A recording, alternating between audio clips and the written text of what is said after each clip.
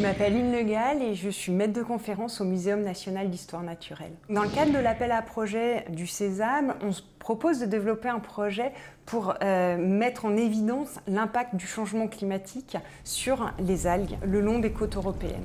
Ce projet a pour ambition de récupérer les données qui ont été produites avec des collaborateurs de 7 pays et d'essayer, sur la base de ce qui a été fait à une échelle régionale, de l'analyser de manière globale pour avoir une tendance sur qu'est-ce qui se dégage à l'échelle des côtes atlantiques européennes. En fait, les algues sont extrêmement sensibles au réchauffement des eaux.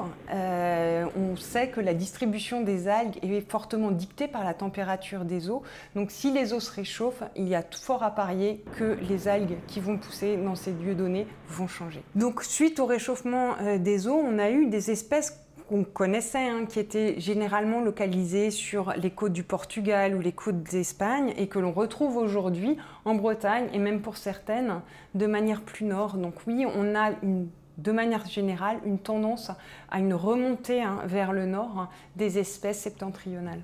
On espère de ce travail de pouvoir caractériser l'ampleur des changements suite au réchauffement et aussi de pouvoir prédire les changements qui auront lieu. Et puis on espère aussi que d'un point de vue de la biologie de conservation, il sera possible de mettre en œuvre des programmes de protection. Alors dans les algues que l'on trouve sur nos côtes, on a ce que l'on appelle des espèces ingénieurs, c'est-à-dire des espèces qui vont fortement structurer le paysage sous-marin. Et je pense notamment à toutes les laminaires. Les laminaires en Bretagne structurent et forment des forêts dans lesquelles on a une faune associée qui est extrêmement diverse et qui y trouve refuge. Et ces laminaires sont en particulier impactés par le réchauffement climatique. Et il va y avoir des conséquences très importantes pour toute la faune et flore associée à ces forêts.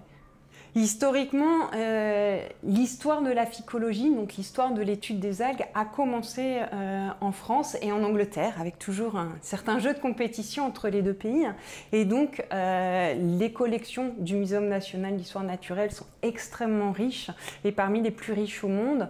Et il y a une forte tradition de l'étude des algues en France qui nous donne une position incontournable au niveau européen. Et c'est aussi pour ça, et dans ce cadre-là, qu'on coordonne un projet à l'échelle européenne sur l'impact du changement climatique sur la flore algale.